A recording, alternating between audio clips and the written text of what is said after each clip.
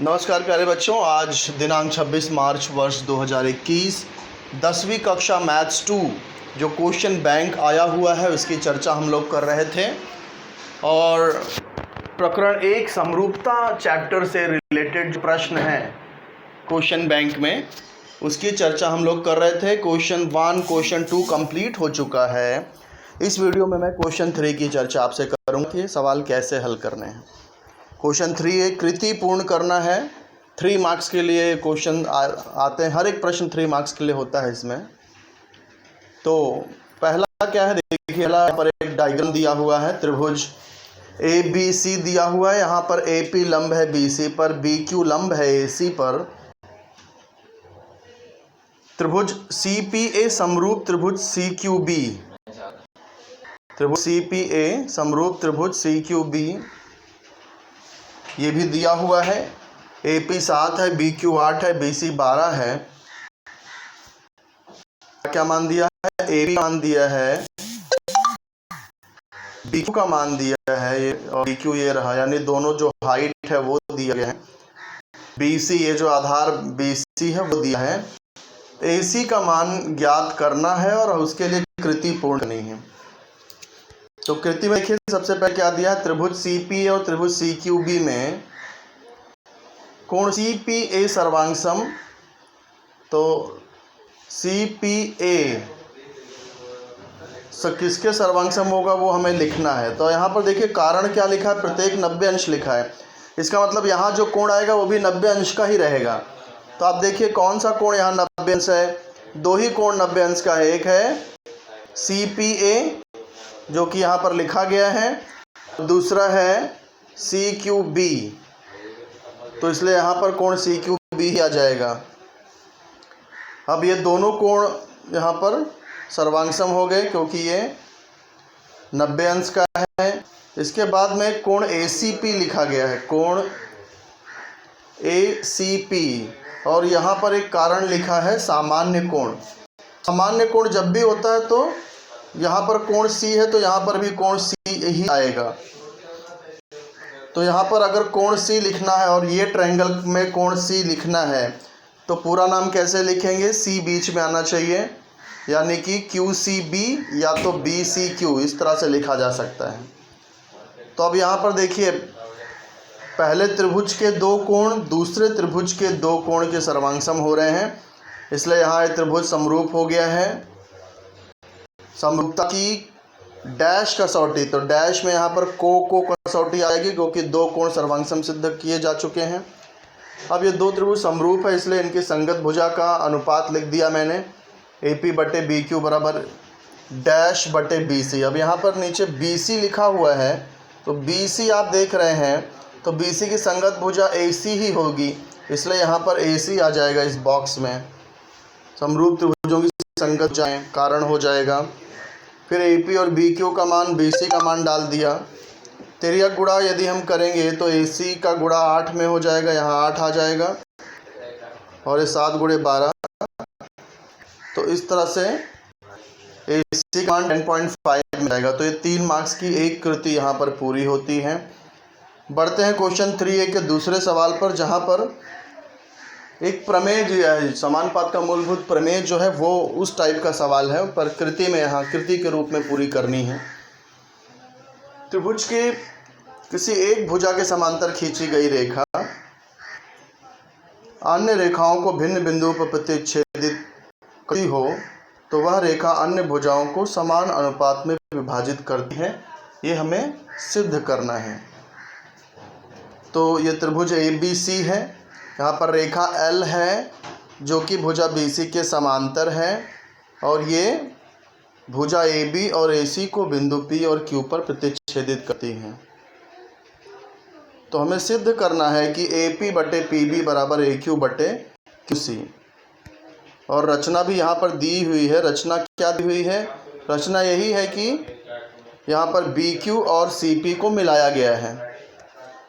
तो अब हमें यहाँ पर ये सिद्ध करना है AP बटे PB बराबर AQ बटे QC। तो हम लोग कैसे करेंगे, AP बटे PB करना है तो हम लोग त्रिभुज APQ ले लेंगे और त्रिभुज QPB ले लेंगे।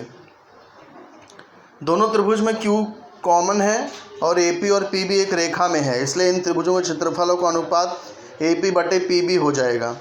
ऐसे इस तरफ भी यदि ए क्यू पी ले लें और सी क्यू पी ले लें तो इनके क्षेत्रफल का अनुपात ए क्यू बटे क्यू सी हो जाएगा। तो ये पहले इतना चीज़ कैसे हल करते हैं वो मैं आपको बताता हूँ।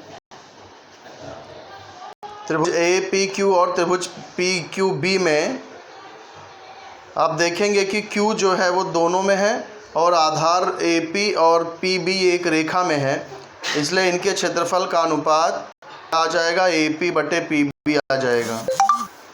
कारण क्षेत्रफल आधार के अनुपात में होता है। यदि ऊंचाई बराबर हो तो त्रिभुज का क्षेत्रफल उनके आधार के अनुपात के बराबर होता है। ऐसे ही त्रिभुज ए पी क्यू और त्रिभुज पी क्यू सी में भी आप देखेंगे पी जो है वो कॉमन है और ए क्यू और क्यू सी वो एक रेखा में है। पी कॉमन है, ए क्यू और क्यू सी एक रेखा में है, तो इसीलिए यहाँ पर जो अनुपात है त्रिभुज के क्षेत्रफल का अनुपात वो ए क्यू अपॉन क्यू सी आ जाएगा। अब इसमें देखो इन दोनों अनुपात में हमको राइट साइड के दोनों अनुपात इक्वल प्रूफ करने हैं, इसके लिए लेफ़्ट साइड के दोनों अनुपात इक्वल प्रूफ करने पड़ेंगे। तो इक्वल कैसे होगा, यहाँ पर देखो आप जो अंश है वो ऑलरेडी सेम ही है, area of triangle A P Q, area of triangle A P Q, और हर को यदि हम लोग समान कर दें, हर को यदि हम बराबर कर बता दें, सिद्ध कर दें, तो लेफ़्ट साइड इक्वल हो जाएगा। लेफ़्ट साइड इक्वल हो गया तो राइट साइड भी इक्वल हो जाएगा। तो ये ट्रायंगल पी क्यू बी और ट्रायंगल पी क्यू सी की तरफ देखिए, ये ट्रायंगल पी क्यू बी और ट्रायंगल पी क्यू सी, ये दोनों का आधार पी क्यू समान है और दोनों समांतर रेखा पी क्यू और बी सी के मध्य स्थित है, इसलिए ऊंचाई भी समान होगी। तो ये दोनों त्रिभुज की आधार और ऊंचाई दोनों समान है, इसलिए दोनों त्रिभुज का जो क्षेत्रफल है वो भी समान ही होगा। तो वही चीज़ यहाँ पर लिखी गई है कि ये त्रिभुज पी क्यू सी व त्रिभुज पी क्यू बी में रेख पी क्यू यह समान आधार है और रेख पी क्यू समांतर है बी सी के, इसलिए त्रिभुज पी क्यू बी व त्रिभुज पी क्यू सी की ऊंचाई भी समान होगी। और इसीलिए ये जो नीचे के जो दोनों त्रिभुज हैं, त्रिभुज पी क्यू बी और त्रिभुज पी क्यू सी, इनके क्षेत्रफल भी बराबर होंगे। यहाँ पर area of triangle P Q C लिखा ही है, यहाँ पर area of triangle P Q B लिखना पड़े, क्योंकि यदि किसी त्रिभुज के आधार और ऊंचाई समान हो तो उन त्रिभुज के क्षेत्रफल भी समान होते हैं। तो इसलिए अब क्या हो गया कि ये लेफ़्ट साइड पे फर्स्ट वाले कथन का लेफ़्ट साइड, सेकंड वाले का लेफ़्ट साइड दोनों इक्वल हो जाएगा। तो यहाँ पर पहला वाला लेफ़्ट साइड दिया ही है, ये दूसरा वाला जो लेफ़्ट साइड है वो ये साइड में लिख देना है, जो कि यहाँ डैश दिया गया है। तो अब चूँकि ये दोनों इक्वल हैं इसलिए ये राइट साइड भी इक्वल हो जाएगा यहाँ पर। तो राइट साइड भी इक्वल हो गया। तो यहाँ पर वो जो हमें सिद्ध करना था वो यहाँ पर सिद्ध होता है। अब तीसरा सवाल शुरू करते हैं। तीसरे सवाल में त्रिभुज ए बी सी है, यहाँ पर रेखा पी क्यू आधार बी सी के समांतर है, A P P B A Q और क्यू सी का मान दिया गया है। तो हमें कृति पूर्ण करनी है। तो कृति देखिए कैसे है, त्रिभुज पी क्यू बी में रेखा पी क्यू समांतर भुजा बी सी दिया गया है। तो ये अनुपात ए पी बटे पी बी बराबर ए क्यू बटे क्यू सी किस लिए बराबर होगा, क्योंकि समानुपात के मूलभूत प्रमेय के अनुसार होगा। तो यहाँ पर ये जो बॉक्स दिया है यहाँ समानुपात का मूलभूत प्रमेय लिखना है। फिर यहाँ A P P B A Q का मान डाल दिया है, क्यू सी का मान डालना है इस बॉक्स के अंदर। खाली बॉक्स दिया होगा, आपको यहाँ x-2 लिखना होगा। फिर यहाँ पर तिर्यक गुणा करना है, तो इस बॉक्स में x-2 आ जाएगा। अब इसको सॉल्व करना है। तो ये देखिए 8वीं क्लास में एक फार्मूला था, ये x है तो ये x² हो जाएगा, +3 -2 करेंगे तो 1 आएगा, इसलिए 1x हो गया। और फिर इनका गुणा कर देंगे, +3 × -2 तो -6 हो जाएगा। तो यहाँ पर इस बॉक्स में 6 आ जाएगा। और ये तो ऑलरेडी सॉल्व करके हमें दिया ही हुआ है। इसके बाद में क्या होगा, यहाँ पर ये x² राइट वाला और लेफ़्ट वाला कैंसिल हो जाएगा। क्या बचेगा, x - 2x बराबर -15 + 6 बचेगा। अब यहाँ पर x और ये x और वो साइड का 2x, ये दोनों एक साथ लेंगे, ये -15 और ये 6, ये भी एक साथ में आ जाएगा। तो कुछ इस तरह से प्राप्त हो जाएगा। समीकरण जो बनेगा वो कुछ इस तरह से बनेगा, x - 2x बराबर -15 + 6 -x -9 minus cancel, sorry -x is equal to -9 होगा, फिर माइनस कैंसिल, x बराबर 9 आ जाएगा। तो इस तरह से यहाँ पर ये पूरा होता है। तीसरा सवाल क्वेश्चन 3A का 3 सवाल मैंने पूरा किया। अब इसके बाद शुरू होता है क्वेश्चन 3B। ये भी 3-3 नंबर के लिए पूछा जाता है। यहाँ दो त्रिभुज, यहाँ पर एक्चुअली ये PR और AC, ये दो 4 और 8 मीटर के दो खंभे हैं। अब इसमें जो खंभा PR है इसकी छाया 6 मीटर की बनती है, तो हमें ज्ञात करना है कि 8 मीटर खंभे की छाया कितनी होगी। तो देखिए ये PQ और AB ये क्या है, ये सूर्य की किरणें हैं। सूर्य की किरणें हमेशा समांतर होती हैं, इसलिए PQ और ये P भी ये समांतर होगा, और ये कोण P, कोण A, कोण Q और कोण B ये संगत कोण होंगे, इसलिए सर्वांगसम होंगे, और इसलिए त्रिभुज समरूप हो जाएगा कोको कसौटी से। फिर इनकी संगत भुजा का अनुपात लिखेंगे, फिर जो भी भुजाओं के मान दिए हैं वो रखने के बाद तिर्यक गुणा करेंगे तो x बराबर 12 मिल जाएगा, यानी कि बड़े खंभे की छाया 12 मीटर लंबी होगी। ये जो पूछा वो मिल जाएगा। फिर क्वेश्चन B के सेकंड पर चलते हैं।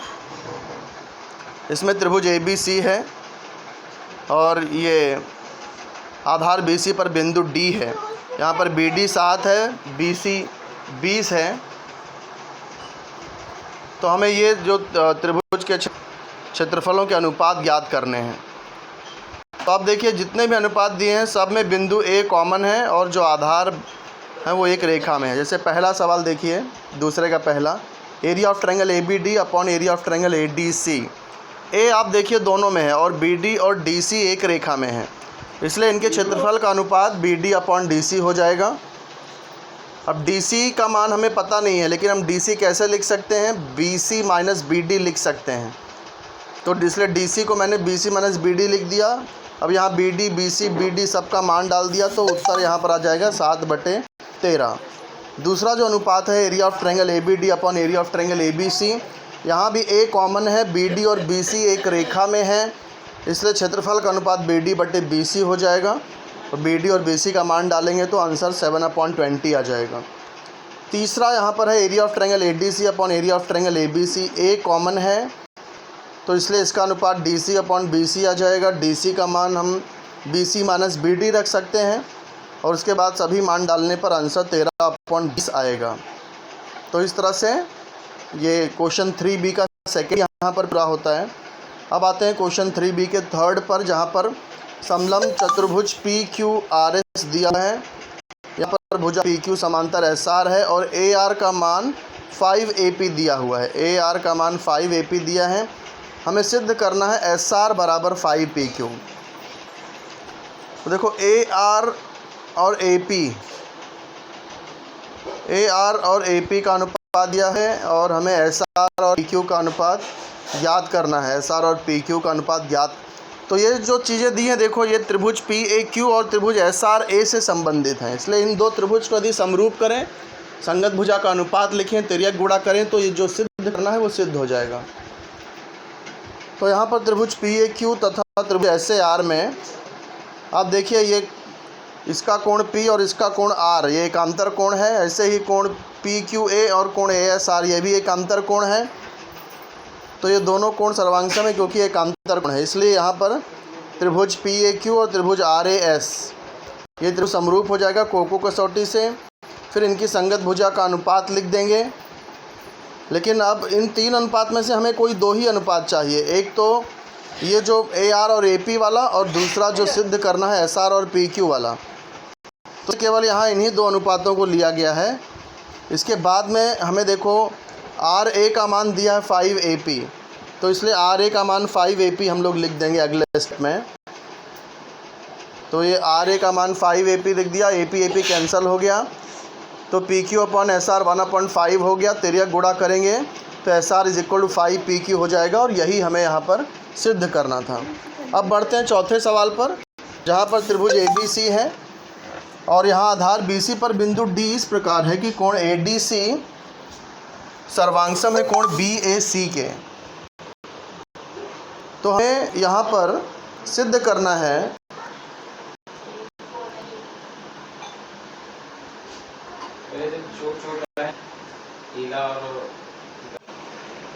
सिद्ध करना है C A square is equal to C B into C D. अब ध्यान से देखिए, जो हमें सिद्ध करना है उसके अनुसार सी ए और सी बी में यानी कि यहाँ 3 ही अक्षर दिख रहे हैं, सी ए और बी, तो इसलिए एक त्रिभुज सी ए बी मिल रहा है।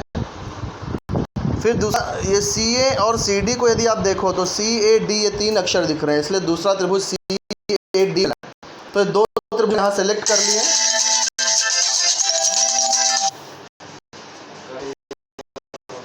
दो त्रिभुज यहाँ पे सेलेक्ट कर लिए हैं। ये कोण सी ए बी और कोण सी डी ए ये सर्वांगसम है, दिया गया है, ये जानकारी दी गई है। कोण सी सर्वांगसम कोण सी ये दोनों ट्रायंगल में कॉमन है, सामान्य कोण है, इसलिए त्रिभुज सी ए बी समरूप त्रिभुज सी डी ए हो जाएगा कारकों कसौटी से। इनकी संगत भुजा का अनुपात लिखेंगे और फिर एकांतरानुपात से PD और PC को इंटरचेंज कर देंगे, अदला बदली कर देंगे, तो जो हमें सिद्ध करना वो सिद्ध हो जाएगा। क्रॉस में जो अदला बदली करते हैं उसको हम लोग एकांतरानुपात कहते हैं, तो ये एकांतरानुपात से ऐसा किया जा सकता है। तो यहाँ पर ये 5वां सवाल भी समाप्त हो जाता है और इसी के साथ ये क्वेश्चन 3 कंप्लीट होता है। तो भी क्वेश्चन बैंक भेजा गया है, तो आप लोग इसे ध्यान से समझिए, अच्छी तरह से अभ्यास करिए और बिना न किए अपने मन से बिना कॉपी किए हुए नोटबुक में हल करिए, शेयर करिए। कुछ पूछना हो तो मुझसे संपर्क करिए। और क्वेश्चन बैंक का जो अगला भाग है, जो अगले क्वेश्चंस हैं यानी कि क्वेश्चन 4 और 5, वो अगले वीडियो में मैं आपके साथ शेयर करूँगा। धन्यवाद।